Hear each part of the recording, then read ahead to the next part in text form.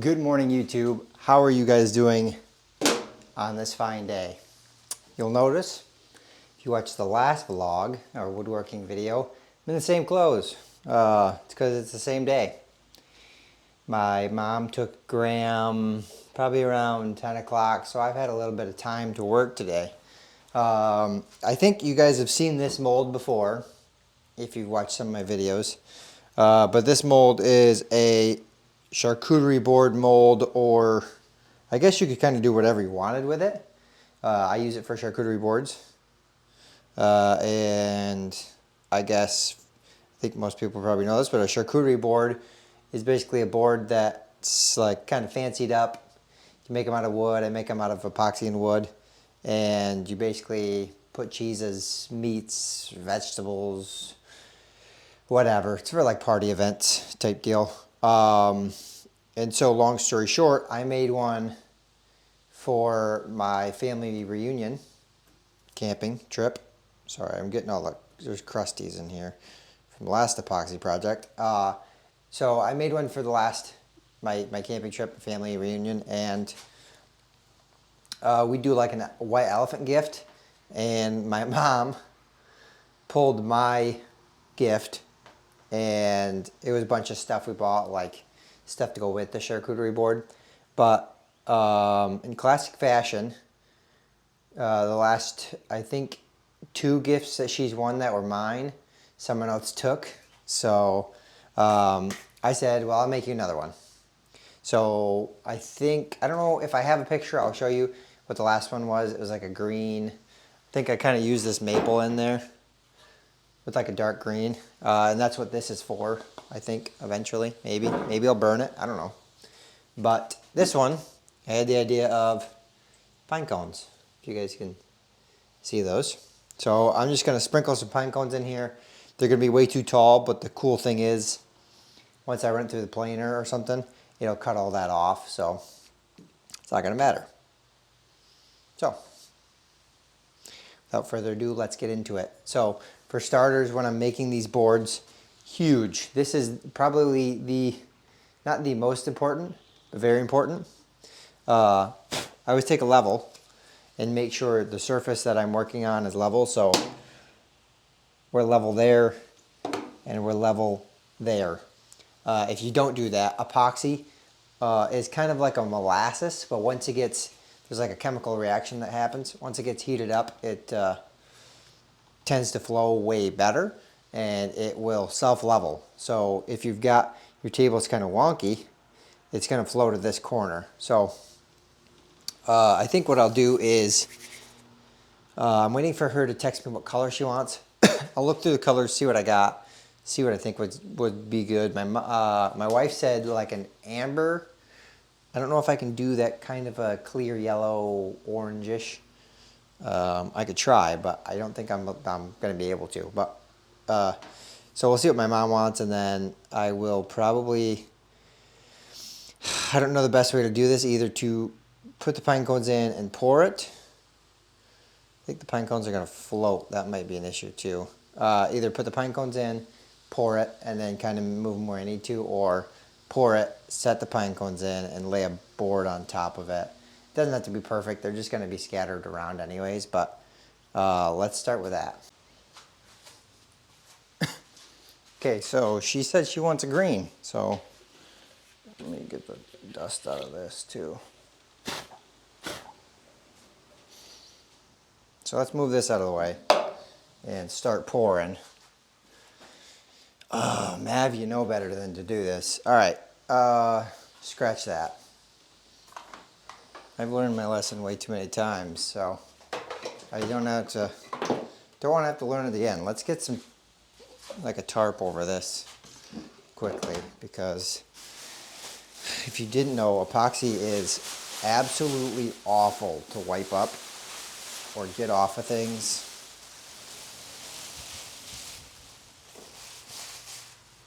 Okay, that'll do. That'll do, donkey. All right, set this over here. Hold that down. Set this here. And let's pour A first. Okay. The A is the molasses type. It's getting hard here, so I'm gonna do 12 ounces of A. I'm gonna have to do 2 pours here anyways. I can guarantee it because these aren't big enough.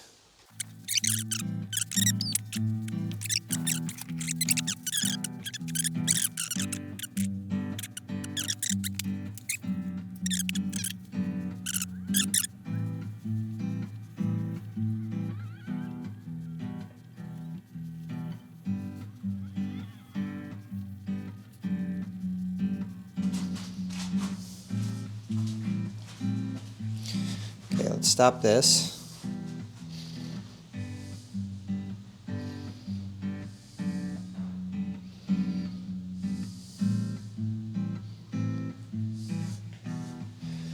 Okay, set this here. I think I want to pour and then set. So let's try that first.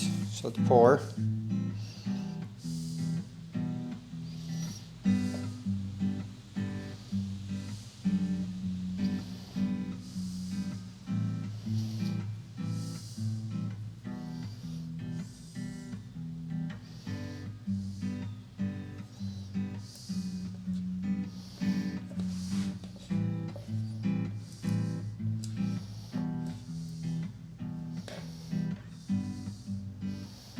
And I knew from experience that I'm going to need one more 24 ouncer, but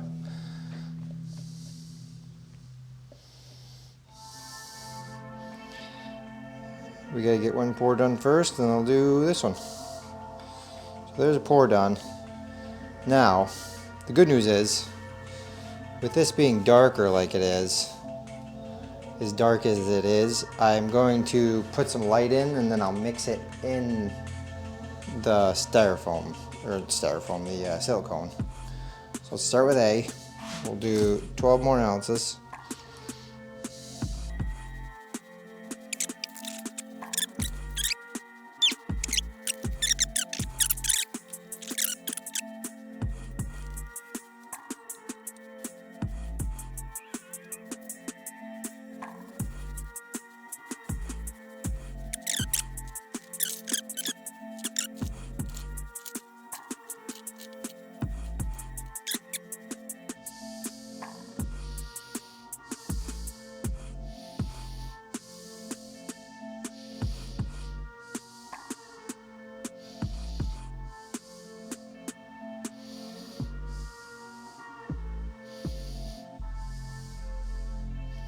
Okay, I like that.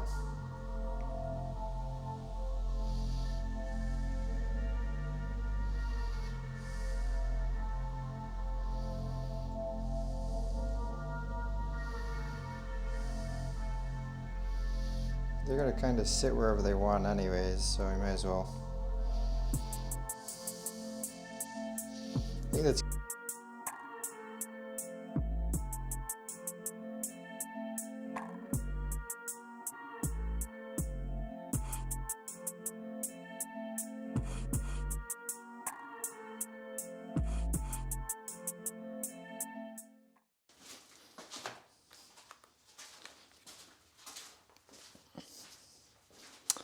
well, I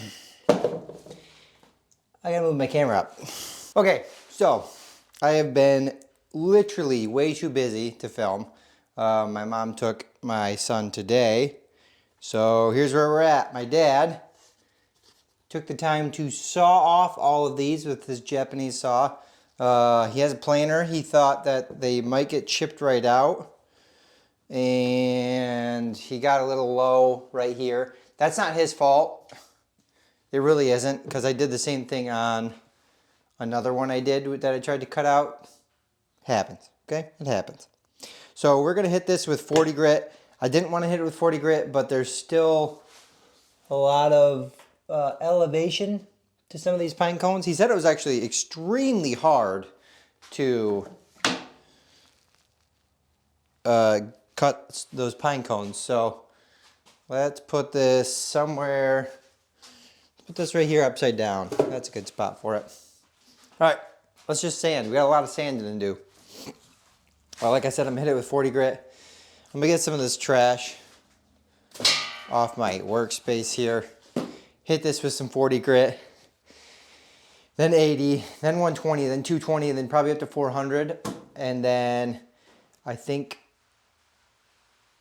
we're gonna wax it. It's been raining on and off all day long. That's what I was listening for, or looking out the window for. It's been raining hard. It's been like Florida where it just comes on and off all the time. So let's get to this. Let me take this off of here. This actually was, I don't want to say one of my best pours, because it wasn't my best pour ever, but it was a really, really good pour. It turned out really good. Pour one of these mats down so we don't scuff the bottom too much. Let's just give her some hell.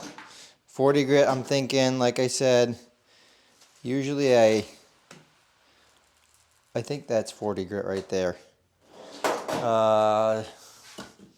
Usually I would try to avoid, I got 40 grit on this as well. I would try to avoid 40 grit, but in this scenario, I think that 40 is probably the best.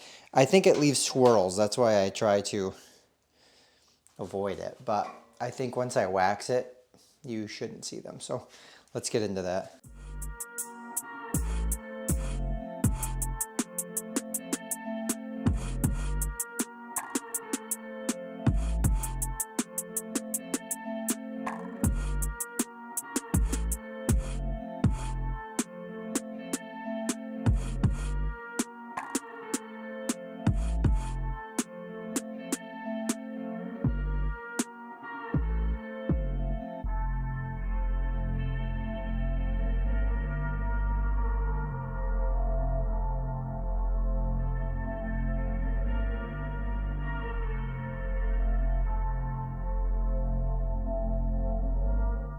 So, kind of blew everything off. I'm going to take this rag here and wipe this down really good, the best of my ability.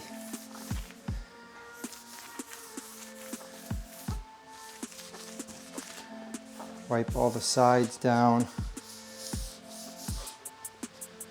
really good here.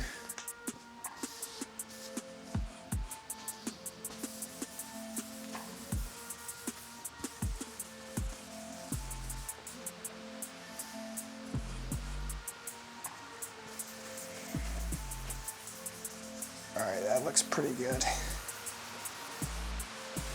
It's raining again outside. Not surprised in that one bit. So, that is what she looks like. That's pretty good in my eyes. I like that a lot. A little bit of swirling here and there because that's what happens when you put 40 grit on. I knew it was going to happen, but I kind of had to. There's no other option. So, what I'm going to do is set this back down, knowing the bottom is going to get messed up, but that's okay. We're going to take our beeswax here. This is a trial for me because I've used the beeswax on cutting boards, never charcuterie boards. So let's just try it out. Shall we? I don't know why I put my hand in there. I don't need to put my hand in there. Let's get some beeswax on here. I don't think I'm going to need a lot.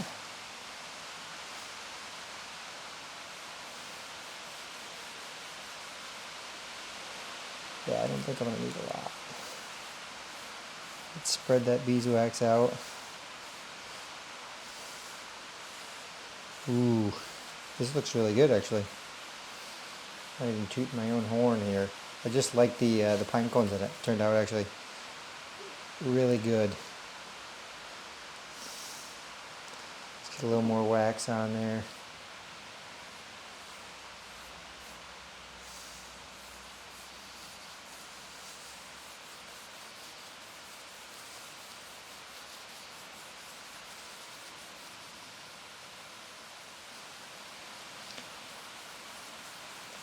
Very nice.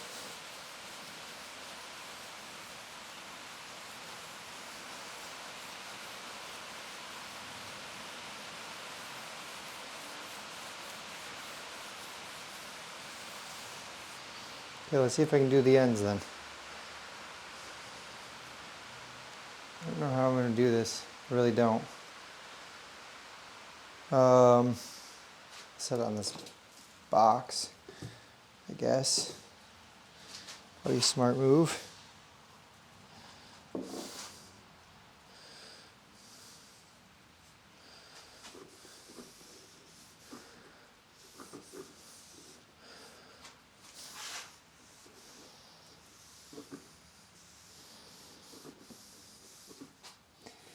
Very nice. So if you guys are making these at home, you can see how this one turned out. I like the pine cone idea. I've made a few of these that you can go back and watch. This turned out pretty good. So I'm going to let this dry because I need to do the bottom. So let's let that beeswax kind of soak in a bit, and I will come right back to do the bottom when it's done.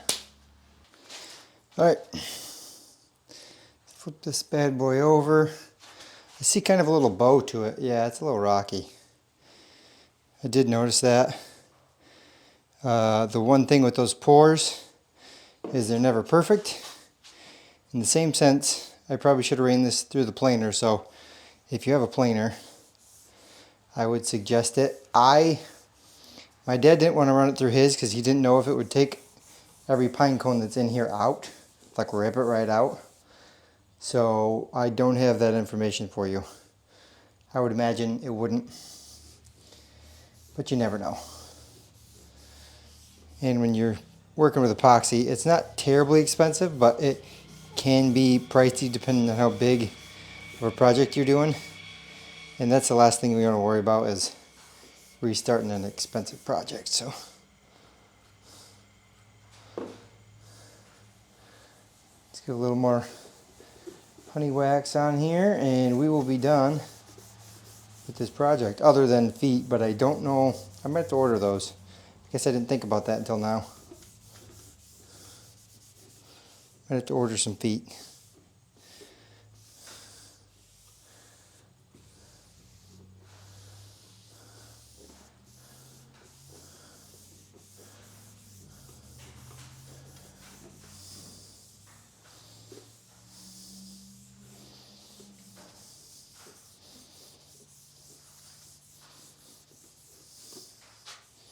Okay. Very nice. Let's check if I got feet. I don't, I'm out. So I will have to order some feet for this, but my mom and dad are going to Spain next week anyways, so they don't need this anytime soon anyways.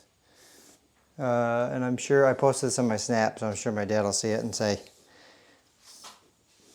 looks good or not looks good or whatever. But that's it. Calling her done there.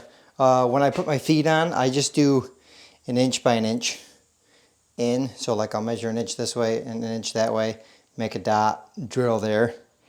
With a board this thick, obviously watch your screws because they will go through in a heartbeat. That's it, we're done. That is your finished product. So, thank you for being here. Thank you for watching. I appreciate being here, supporting me, what I do every single day, and I will see you guys in the next video.